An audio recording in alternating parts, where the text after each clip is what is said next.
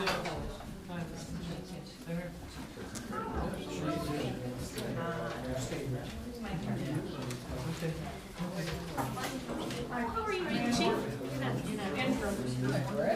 trying not to expand beyond the space allotted to me, but I do got a lot of stuff.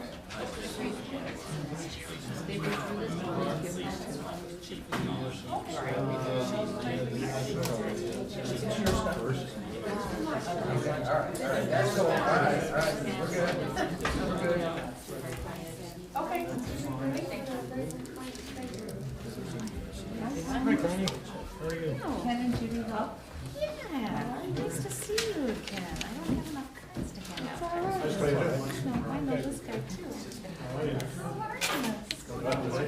Thank you so much. Is it the turkey raffle? I didn't make it. They invited me to that, but my son ended up having some sort of something, and so you came on first.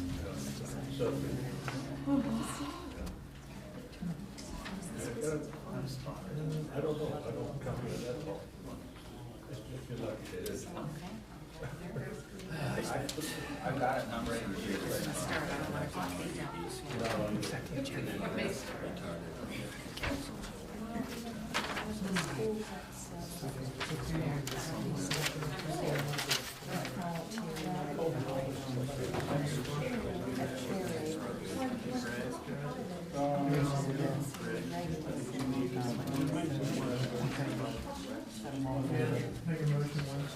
Is that the agenda?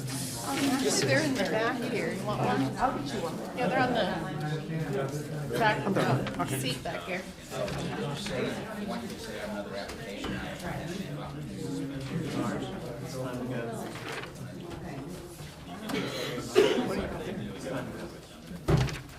I'd like to call this meeting of the Council of Village of Greenhills, February 5th, 2013 to order. Let's begin with the Pledge of Allegiance. I pledge allegiance to the flag of the United States of America and to the republic for which it stands, one nation, under God, indivisible, with liberty and justice for all. Would the clerk call the roll, please? Adams. Here. Reeves. Here. Halter. Here. Hermes. Here. Walther. Here. Walterman. Here. Merle. Here. At this point in the festivities, we have the opportunity to approve the minutes of the January 8th regular council meeting and the January 15th and 29th work session. Mr. Mayor, I move that we accept the minutes of the meeting of the January 8th, 2013 regular council meeting and the January 15th and 29th, 2013 work sessions as submitted. Second. Is there any discussion? Hearing none, all in favor of the acceptance of minutes, please signify by saying aye. Aye. Any nays? Abstentions? All right, I guess they're approved. At this point in the meeting, we have an opportunity for residents to address the council. It's time for citizens to comment on matters of import to them. Recognize, please come forward. Do your thing. You've got 3 minutes. Papers to pass around. Council is almost at the tail end of resolving issues regarding new zoning. And I think everyone's happy with reaching an end to that. And there's, having reviewed what we have on the zoning now, there was one thing that I felt that may need additional attention. That's regarding your signage, illuminated and animated signs. You pretty much said you can't have them. And I think that's unfortunate because of the situation we have in the shopping center here at Greenhills. It's below grade. And I proposed a suggested amendment to add a subparagraph 4 to your 21.1B4, where it permits someone in the shopping center to request a variance from any of the provisions from the Board of Zoning Appeals. Why? In accordance with what you already have in your Board of Zoning Appeals authority. You already have general authority for the variance provisions in your code, which is all right. But I think that we should need emphasis that the people will feel, because of hardship down there in the shopping center, should at least have some outlet to have someone independently look and say, hey, our situation is so unique, yeah, we need some kind of sign. Now, I'm not talking about the gold nugget or the horseshoe, but let's face it, several of you on council have businesses that depend on advertising. Anything from P&G to construction to real estate to insurance. So you know how important advertising is. You can't do without it. It's the lifeblood of any business. And these people down here in the shopping center, if they're gonna survive, have to be able to advertise with storefront advertising. They can't come out with as a general, with the Empire and all the rest of it, and put spots on TV. That's where they're advertising. It's gotta be seen from the street. So I would strongly suggest at least put a outlet for them so they can at least get some third-party opinion, say, hey, is this sign too gaudy, too garish, or could it fit in with reasonable degree of certainty or with the community? And I think that you really need that so in your code. And because I know of two businesses that are no longer there, one a restaurant and one a jeweler, that were continually frustrated with an inability to get any kind of signage that can be seen from the street. And just something to think about. This is not a carte blanche for anybody to put anything they want in there. You're gonna have a board of zoning appeals look at it and make an independent evaluation. Hey, no, we can't have that in the city. Well, yeah, maybe we can work on it. And this is something I think should be there, just as a safety precaution. Thank you. Thank you, Willard. Is there anyone else who wishes to address council? Representative Pillage, please. Thank you, Mr. Mayor and members of the council, and ladies and gentlemen. I'm Connie Pillage. I'm state representative for the Greenhills area. This area is very new to my district, although this is my third term in the state legislature. And I wanted to stop by and say hello. I hadn't been able to make it over to council yet, so I came back from Columbus today so I could see you all. I wanted to give you a little briefing. This is, as I said, it's my third term in my day job is I'm an attorney. I've been practicing for 14 years, and I went to law school after 8 years on active duty in the military. As an attorney, I ran my own firm for 7 years, so I'm also a business owner. I am assigned to 3 committees. I am the ranking member on the Military and Veterans Affairs Committee. I also serve on Judiciary and Criminal Justice. And my third committee is Financial Institutions, Housing, and Urban Development. So any real estate things, banking things, development things that have to do with residential areas would probably come to that committee. The big bill we have going on right now, the governor has introduced his budget. We only have a summary, it's very general, so we don't really know specifics, but of course this is the biggest document we have every General Assembly and dictates how all the money will be spent. There does appear, so far from what I've seen, and I've not seen the specific language yet because it's not available, it does not appear there is any relief to local governments.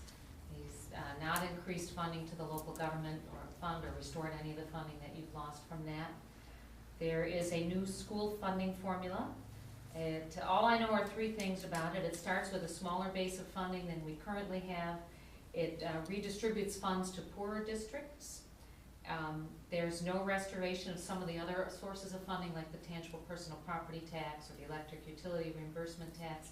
Those taxes have been pretty important to Winton Woods, Reading, Princeton, Sycamore schools, all of those are in my district.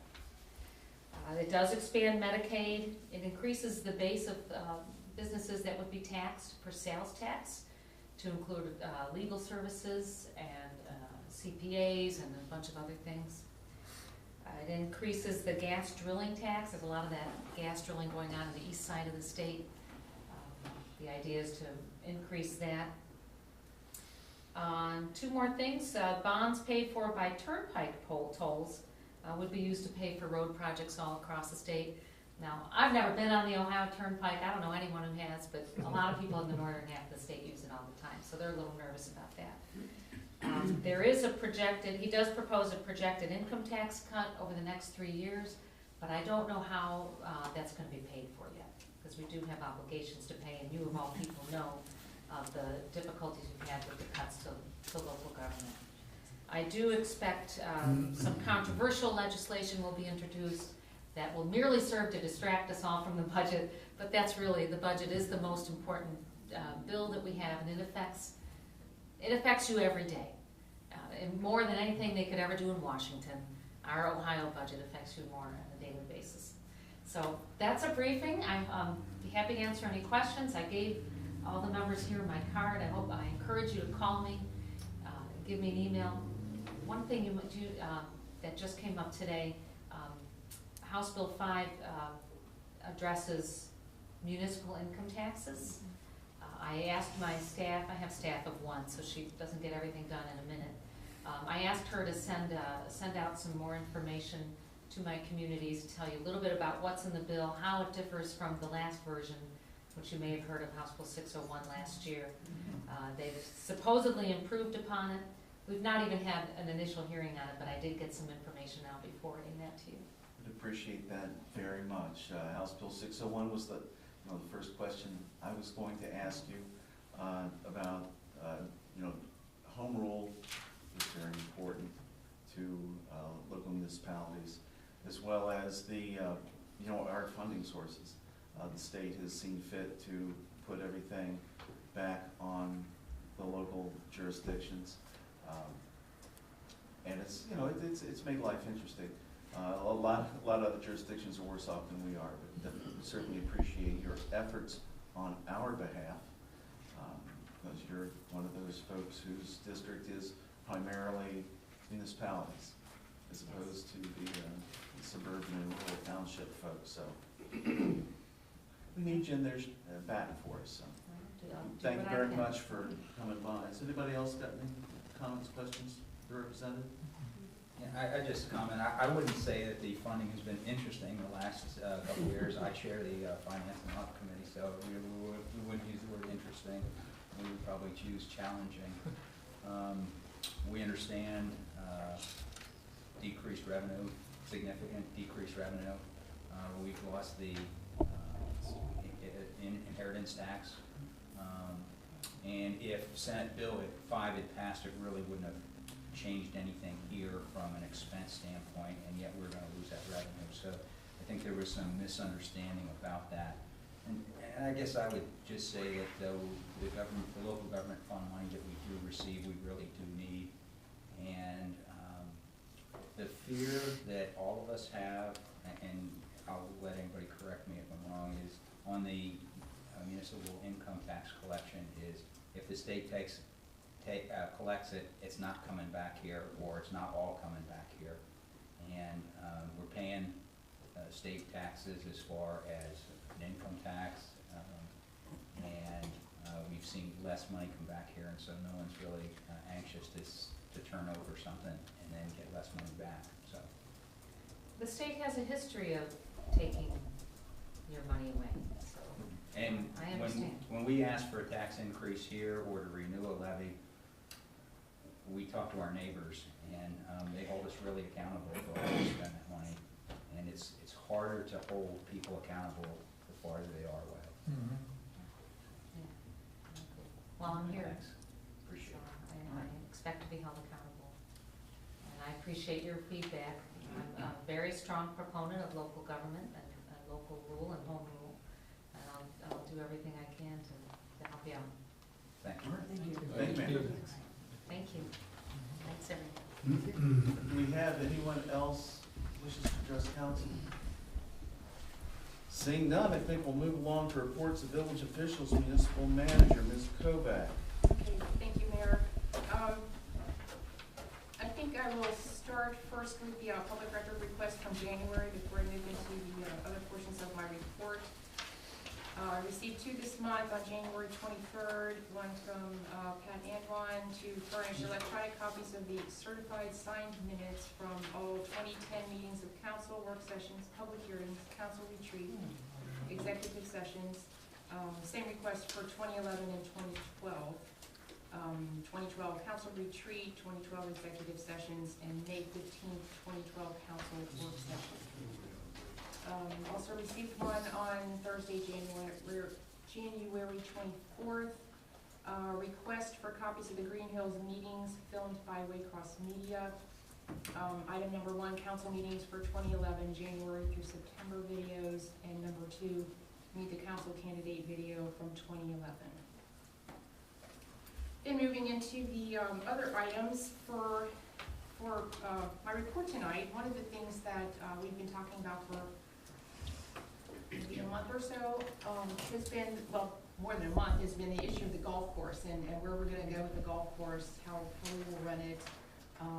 We've been losing some money and desperately need to find a new plan. So we've had a resident put forth a proposal that sounds very exciting. He's here tonight to talk about that, but do want to review it. And actually, I think I'll refer to Mr. Hermes to kind of give us a little bit more background on this. Okay, sure. Like she was saying, about a month ago, there was a gentleman, his name is Joel Suggs. Hi, Joel. He actually emailed us, and he's a golf pro. Been a golf pro well over 20 years. It runs in his family deep, past two or three generations, I guess, right? Been in the Greenhills area on Deer Hill for the past 10 years, over 10 years. And he's been watching what's been going on at our Greenhills golf course. And he came up with a very detailed plan. Best case scenario, worst case scenario, a lot of different options. We met with him along with Bud was there once and Jeff was there another time, along with Yvonne and some other folks. And really, we were trying to find something that would help us out for the golf course because of not making money and losing money in the past 7 years. And just to have somebody like that out in our village and to have that kind of detail and gumption and wanting to do something to help out the village because they love living here was awesome. So after meeting with them, we came up with an idea as far as having Mr. Suggs being a part of the village and working with us and managing operations with the golf course. And we should take it from there. Right, and again, what I think we're looking at potentially is a contract for Mr. Suggs to, again, oversee the operation and coordinate volunteers and things like that. So if we could get just a few minutes, just to some of your ideas, if that would be okay? Would be helpful, Council? Sure. Sure. So like Yvonne and Greg said there, my name's Joel Suggs and I live in the Pearson's old house on Deer Hill. This is my wife Darlene, my daughter Ellie, my son Taylor. And we have the proposal in our hands. So I don't want to do any presenting. But I'd leave it to y'all to ask any questions you would like. What happened to your thumb? Kind of curious. That's gonna mess up your shirt game. I was putting up a net actually to hit golf balls into, and the 10-foot long horizontal pole that my son and I were trying to put up came down on me. About 5 or 10 minutes after my son said that we should leave because we couldn't quite do it by the two of us alone. Seven stitches. From the mouth of babes. But Yeah, that's right. Well, Joel, why don't you give us a little bit about your background, so everybody knows what where you're coming from. Like Greg said, I'm a third-generation golf professional. My grandpa was a greenskeeper and he built courses and was a golf pro in the Atlanta area. His two children were both in the golf industry their whole life. My aunt's one of the ladies Hall of Famers who started the LPGA back in the late 40s and early 50s. And then my dad worked for McGregor starting in 1948 down Spring Grove Avenue, grinding nozzles. And his sister's name was on the clubs. So I actually spent a lot of years in the inner city growing up, and then went to UC, so I didn't play golf much growing up, but then went to UC and actually was in sales downtown for Gibson and Perrin for 3 years right after college, the old office supply company. And then became a golf pro in '87 and worked at the old Winton Woods course and brought the receipts over every night to the bank that was here at the end of the shopping center and did not know the golf course was here. So that goes back to '87. But then went around the country and then came back from Florida in '99, moved to Cheviot and started working at Meadowlinks here in Winton Woods. And then in '02 we moved over to Deer Hill and been working at Meadowlinks since '99 as a teacher, full-time teacher, and have been the biggest grossing teacher there every year since '99. So I'm Southern Ohio's only PGA Master Teaching Professional, so I teach a lot of better players in the region and enjoy golf a lot. Okay. And so that's the best I can tell you. So I guess that, you know, gives you reasonable credentials for, you know, for your plan. And I'm certainly not going to ask you to walk through this entire thing, but as I read the plan, it seemed to have a lot of exciting ideas about ways to drive revenue in the course.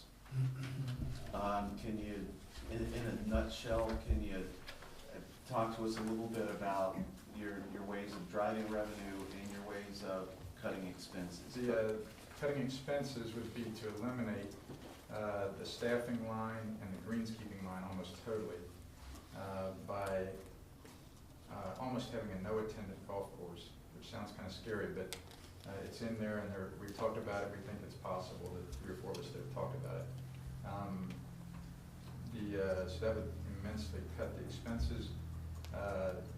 Visionary I don't have- volunteers, that's what we A call lot of it. volunteers. So again, I have a list in that proposal you see that's 2 pages long of volunteer functions, and I just say if nobody signs up for it, it just won't get done. And so obviously though, I know the priorities that have to get done, and what has to get done will be done by myself and my family. So we'll take care of the priorities. The first 3 priorities are the greens, and the greens, because they've been fantastic for about 40 years. So, so that's what we'll make sure gets taken care of. I don't have any expertise in that area, but I have 2 of the most respected greenskeepers in the area that are retired who've told me they'll help us out with that. And I have a gentleman who knows the golf course probably second best of anybody in terms of a turf grass standpoint, because he worked there for a few years in high school and college. He got his undergrad in turf grass from Rutgers, and now he's an assistant superintendent for the city courses. And he said he would come over here as a contractor 2 hours a week to do the real licensed type work, the real expertise, the real thinking, whereas we would be doing the rest of the grunt work in terms of mowing. So I think we have it covered from that sense. So that's how the expenses will get down. We won't have a full-time greenskeeper in that sense. It'll be me. And so he will be the bringer of the operation when it comes to turf grass, because you don't want to make mistakes in that area. So that's how the expenses get driven down. In terms of how the revenue gets driven up, I tend to have a lot of outside-the-box kind of ways of thinking. That's one of the reasons I'm pretty successful in my teaching, I'm sure. And kind of the leftover hippie syndrome. You know, people older than me were hippies. And so one of them is that you would be able to play, or even every non-golfer would be able to play the course very easily. One of the slogans might be the non-golfer's golf course. To where if David is not a golfer, and Bud says, David, come on, man, I've been bugging you for years. Bud would play the normal tee markers on the first hole, but David wouldn't tee off yet. David gets up about 10 to 20 yards off the front edge of the green, and now Bud says, David, this is where your hole starts. And so they each play from there, and most of the etiquette of golf happens around the green. So David is learning how to play golf from Bud right there, and they go to the next hole and they do the same thing. And David finally has his, you know, male instincts kick in about the 6th or 7th hole and can't stand it anymore. He said, let me start where you start, Bud. And Bud says, okay, sure, do it on this one. And he'll probably top it you know, and it goes about 3 feet. That's about And then he would say, well, I like the way we played those first 5 holes, bud, or something like that. So it would be the kind of thing.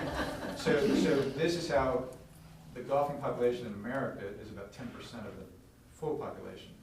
So this is the way the potential golfing population of Greenhills and everybody becomes 100%.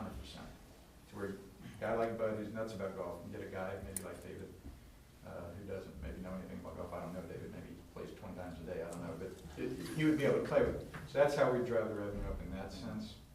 Also, again, Schools, go ahead. the schools. Yeah, and that's the next one I was going to say. That it also, one of the slogans would be your private public course. That if and I've already talked to several of the more prominent high school golf coaches in the area, and most of the kids now get through golf through their schools. It's changed in the last 10 years, the way that communication and marketing and stuff goes in terms of golf. But now, almost all the kids quite often get into golf through their elementary, middle school, or high school team. And I've spoken to them out there. In fact, the former St. X coach will be out there at 1 o'clock tomorrow with me to talk about this idea in more detail. But the golf coach would come there, and there would be his or her private public course for 3 or 4 hours, where he or she has their 8 or 10 or 12 or 16, or in the case of St. X, 50 kids on their golf team. They're on the property for 3 or 4 hours, and it's their place. And the coach could be up there on the top of the hill like Cecil B. DeMille, sitting in the director's chair. And over there on 3. You know, keep your left arm straight, something like that. Or, you know, obviously I would think they'd have them broken up into 2, 4, 6 people per group. And they kind of move around, go anywhere they want. They can hit anywhere they want. One of the, so they would be hit, it'd be their own private practice area rather than just a golf course. And so any potential golf team, and again, I teach a lot of the best juniors in the region, so I know all these high school coaches and a lot of the kids. My son's one of the better players in the region, so the ones I don't know, he probably knows. So that kind of thing. So those are 2 of the main ways, but there are many others that the revenue side of the equation would help make a difference. You know, I noticed some events, the Big Little Tournament, which was always a favorite. You know, there's a possibility of doing night golf events, things like that. You know, the golf course is highly underutilized. Right. And I think these are some very interesting ideas, and this is the first time in a long time we've heard interesting ideas about how we can increase play, increase the revenue, and make this golf course, you know, a viable contributing part of our budget as opposed to a drain on the budget. So, you know, we're very interested in discussing this further, and this will be a big topic of discussion at our work session later this month, ladies and gentlemen. Just, Actually, this Saturday. yeah, this Saturday too, I guess we'll get at the retreat. So, is there anything else that you'd like to add, Joel? Any questions from members of council? I just wanted to say, I read over it entirely, and when I first opened, I thought, boy, there's only so many things you can do for a golf course, and then I was pretty astounded by all your ideas. So I left reading it very excited, and I thought it was a great plan. The other thing I think is very good for us and motivating for you, but in large part, it's income based, or it's performance based, I should say, for what you're gonna get paid. So I think that's a win-win for everybody. So I'm excited to talk about it. Thanks for dropping it off at my house yesterday. I read it last night with enthusiasm as I trudged across the ice and snow up the steps, thinking of warmer days. The only question I have you physically looked at the golf course in the last few months? What kind of condition is it in your opinion? And I know you're not a turf grass guy. Yeah, Dan Francis and I, after we met with Greg and Yvonne and Jeff, and maybe another person too were in the room, last Tuesday, we got done about 5:30 or 6. Your wife was there. Yeah, she was over that one too, right? And the children were, that's right, Taylor and I were. So Dan Francis is the assistant greenskeeper at one of the courses in town who's committed to helping us out with this and being a smart guy in terms of the turf. He's the one that grew up on the course over here. And he and I walked the high side of the course, the perimeter, so we didn't get down in the muddy part and the low part. And it looks like a normal golf course in the winter, but he and I would like to get on it, about yesterday, to really start doing something to it. You clean up debris, things like that, in the winter, these greenskeepers do. And so we'd be doing that and keeping an eye on it. And also, one of the retired greenskeepers who's committed to helping us, he said he would volunteer to teach people how to adjust the heights of the mowers on the greens, how to sharpen the blades, and how to set up a plan with us for years down the road, 1, 3, 5, 10, 15 years. So we would want to walk that with him as soon as, we can, and to talk about these are the things that we would envision if things go well, the kind of capital projects that would be occurring in the future years, and what would be the prioritized things to do this year in terms of the actual fiscal plan. What improvements could we make this year with the low funds we have right now, and what things are absolutely necessary. Sure. So yeah, it's like Thanks. any course in the winter. Part of life. One of the parts I really like about this plan is this plan sort of insists that the community get involved. So your idea of volunteers, I think it's great. I'll be happy to go up there and swing them over, or shovel or whatever it takes. Mr. Suggs, I appreciated dropping the packet also in front of my house, and although I do have a small recommendation here on special events possible, you have in here beat the mayor, beat the pro, beat the councilman. I think there should be perhaps a council person. Thank you. I just, if I could add one small Sure. thing. And I'm speaking probably more to the community. This is a great opportunity. I really appreciate Joel's enthusiasm, his experience, and I can't neglect the network side of it. It helps that you know the coaches and that kind of thing. But also think of this from a community standpoint. We're bringing to life something that's been very dormant, and so I would encourage the community to support Joel as this goes forward and support the golf course. So. Amen. Here, here. All right. Thanks, sir. Thanks, Joel. Thanks, Joel. Thanks for volunteering. In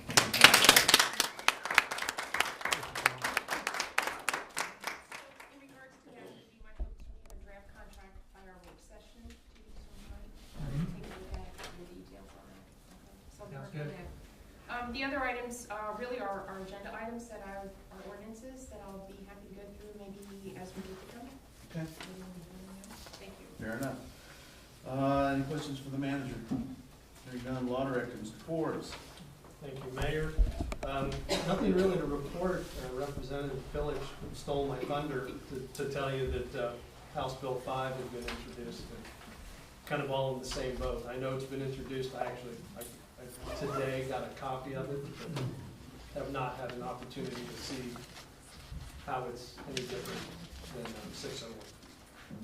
All right, thank you. Thank you. Any questions for the law director? Hearing none.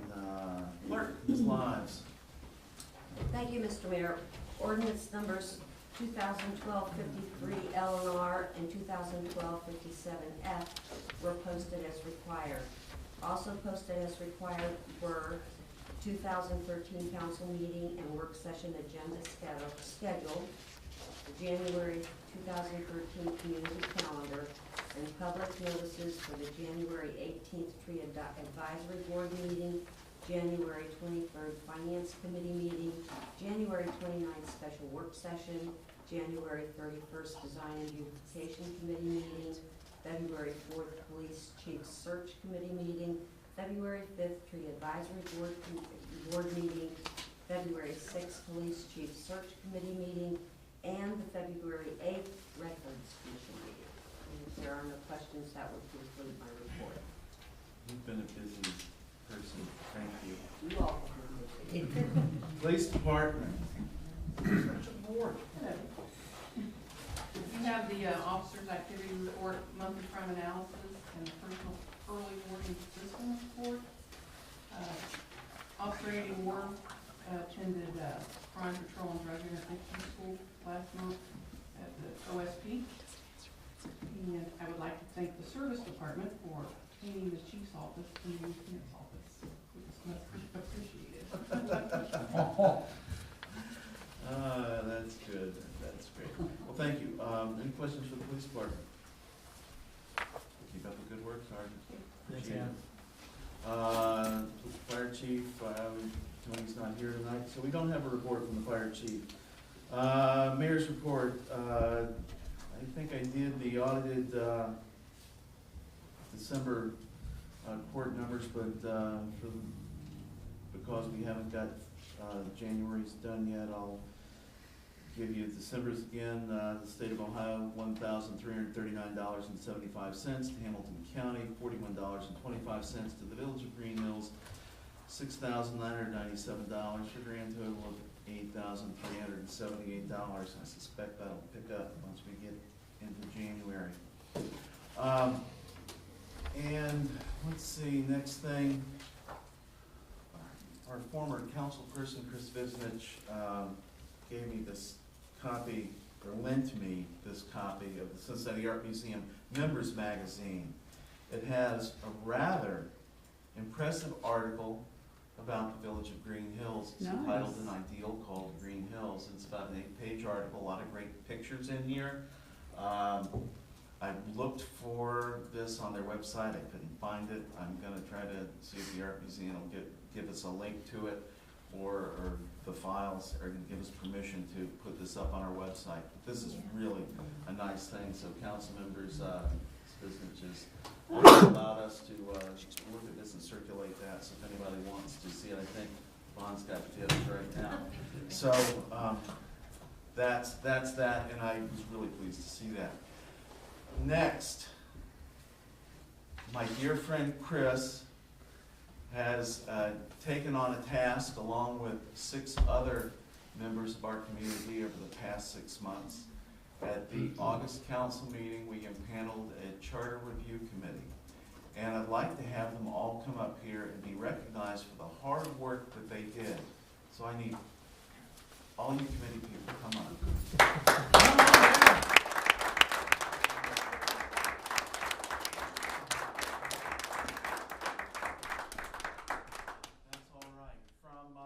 From my right, your left, if you're watching on TV, we have Ken Huff.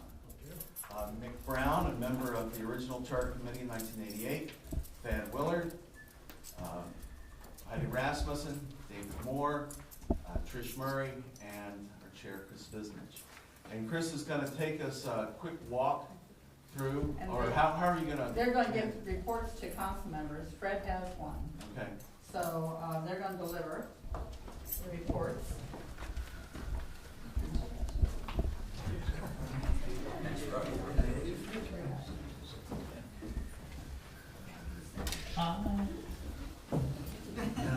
You're supposed to give it to me? Yeah, I was Okay. ready to give it to you. Thank you. Thank you.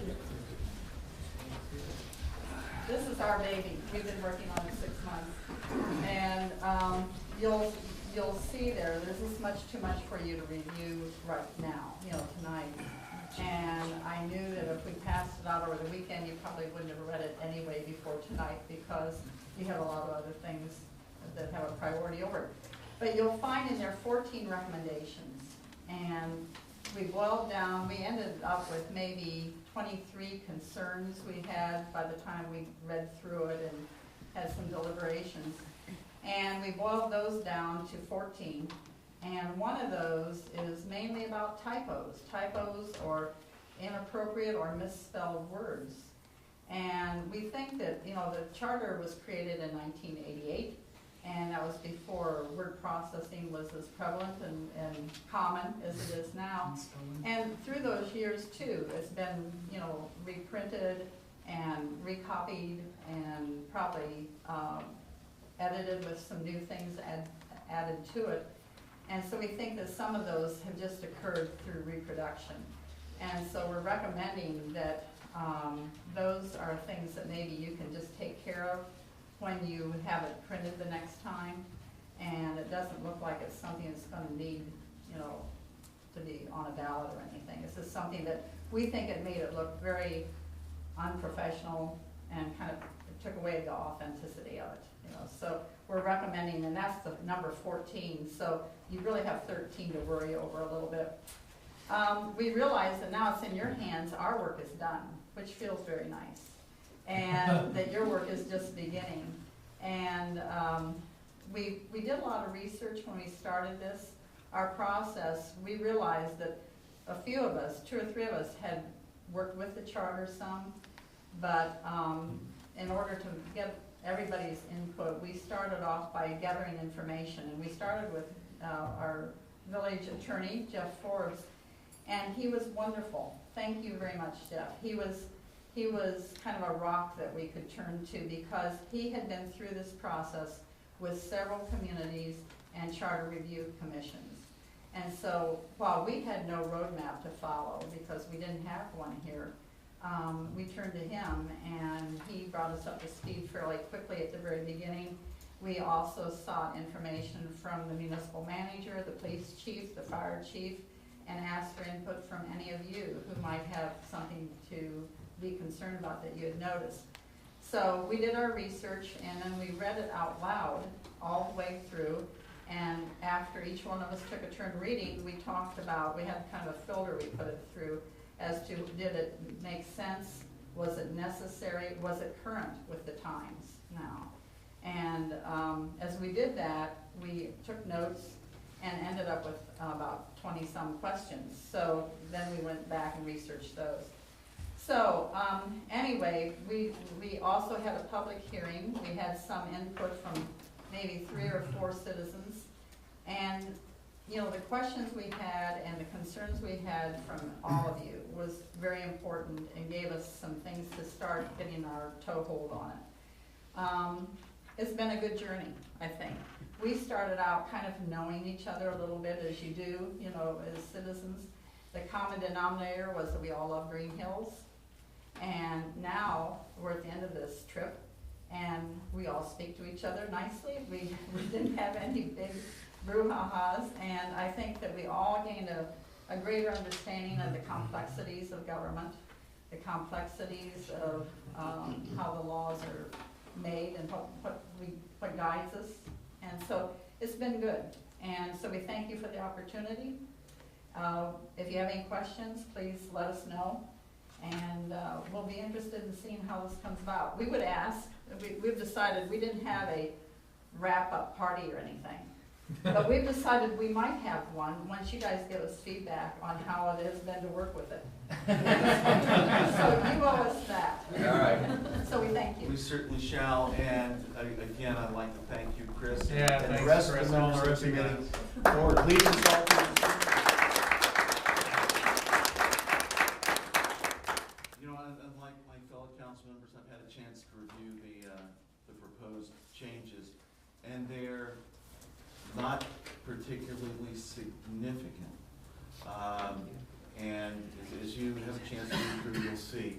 The next step in this process is for council to consider the recommendations of the committee. And per the existing charter, council has the right to accept all, some, or none of the recommendations and recommend them for the ballot. So we're constrained by the normal time for filing, so we want to make sure that we deliberate this appropriately. I certainly don't want this to take forever, and it will be on the ballot this year. That will happen one way or the other. Something will happen. But you know, I don't want to let this drag on. This is one of the things that I committed to when I took office 3 years ago. And as it's probably become obvious, this is going to be my last year in office. This will, at the end of this year, it'll be been 14 years, 10 on council, and at the end of this year, 4 years on as mayor. And while I've enjoyed it, I never took this job in the first place with the intention of it being a career. I wanted to do what I could to help our community. We had some issues that were facing us back at the turn of the century. In 2000, one was the eventual replacement of a longtime municipal manager.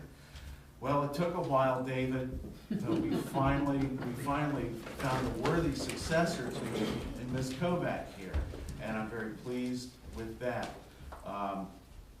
We've gotten a lot of things accomplished, and I'd like to see this charter revision accomplished before now. We'll have the zoning hopefully done within the next couple of months, and I'll be a pretty happy camper. So the terms of the charter and the charter committee says that you will be impaneled for 6 months. You were impaneled on August 6th, as I recall, and tomorrow being the 6th, 6 months later, you are hereby dissolved. Thank you so very much. You can't leave right now.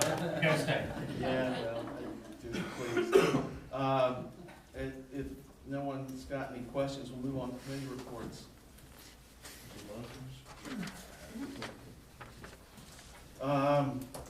Well, let's go in order there on the page. Madam Wall. Thank you, Mr. Mayor. I would like to bring to your attention that the manager of the Greenhills Library is here. I don't know if we missed her handing a report to us, or she would like to say a few words before I start. I was just here to observe. I didn't really have anything to report, but. Well, thank you for coming. We appreciate it immensely. The library is a facility and a service in our community that we value very highly.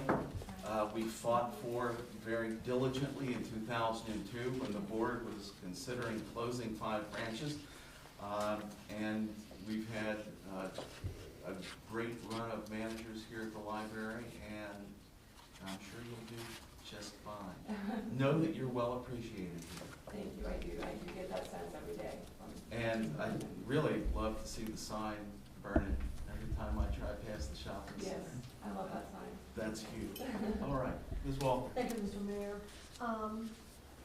On January the 15th, I attended the curriculum committee for Winton Woods, and I brought to you the attention that there were 13 parents and community members present. Mr. Jeff Halter was there as well, and these are some of the conclusions and the rigor for the math program coming up, and I wanted to share those with you. I also had a safety meeting with Mr. Walter on the 16th. On January the 23rd, I attended the finance meeting, and on January the 24th, I did something extremely different. I attended and got a certificate from an in-service, a professional development program, where we learned a project-based learning from beginning to end for 3 hours. And I know now what, in hands-on, what the Global Academy students, Winton Woods, are doing. And we worked diligently, and there was a group about, I think 7 or 8 people that we were there, and that was very challenging. That was trying to put all that information together in that order. So I have a better grasp of what is going on in Winton Woods in the Global Academy. On January the 28th, we had a cancellation of the Laws and Rules Committee meeting. I did stay in the premises for an extra half hour because it was a short cancellation fuse there, just in case any citizens would arrive, and no one did, so it was canceled. And I registered for the meeting for Winton Woods and the UC medical studies, and had to be canceled due to the snow that we had on Saturday. I also wanted to say to Ms. Kovac that I really appreciate, and please pass the word along, the speedy and thoroughness of the roads cleanup details when we have had the snow. So it has been really amazing and really appreciated by all the neighbors. You have done a great job, thanks. Okay, and this concludes my report, Mr. Mayor. Thank you. Any questions for Laws and Rules? Hearing none, Service and Streets, Mr. Adams. Thank you, Mr. Mayor.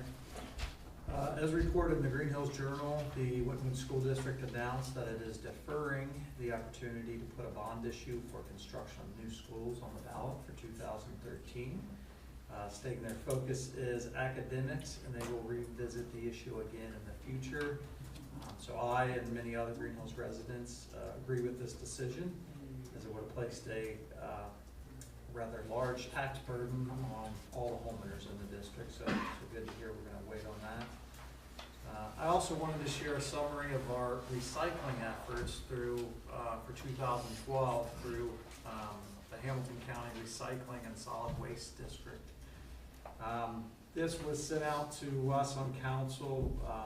It is addressed from Holly Christman, the program manager at Hamilton County Recycling and Solid Waste.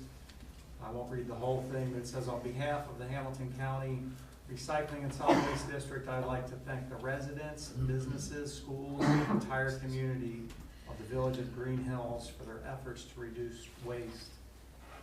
Some highlights here, and I thought this was pretty amazing, but for Hamilton County in 2012, there were almost 26,000 customers dropped off over 6,000 tons of yard trimming. Household waste, there were 5,869 households dropped off 299 tons of household waste. TV and computer equipment recycled. Provided a free drop-off program available for residents and local governments to recycle their computer equipment and televisions. 2,131 households participated in that. There were 62 businesses that started a recycling program that otherwise hadn't had one. And then tire collection helped communities clean up illegally dumped tires and provide funding for the Tire Amnesty Days in 2012. 10,000 tires were collected. Tires. And then here in the village, in 2012, the village of Greenhills received $2,691 in residential recycling incentive dollars, and also $5,000 in grant funding was provided to the village to purchase recycling containers in public areas. So great job to all those in the village that do recycle. And anyone that has not started to recycle, you can sign up at the village office and get your pretty red bin and start recycling and help out our environment. Isn't it $10 or something? $12 a year. So pretty easy. Put it out your curb just like you do your garbage. Lastly, I also wanted to recognize our service department for another great job of clearing and salting our streets during the latest round of snow and ice over the past week. Great job. I was again traveling during the snow. I was coming from downtown. Took about an hour and 20 minutes to get home from there, but hit Greenhills and That was it. smooth sailing. So it was a real difference. So it's a great job. And then at the proper time, I have an ordinance to introduce authorizing assessments on certain properties in the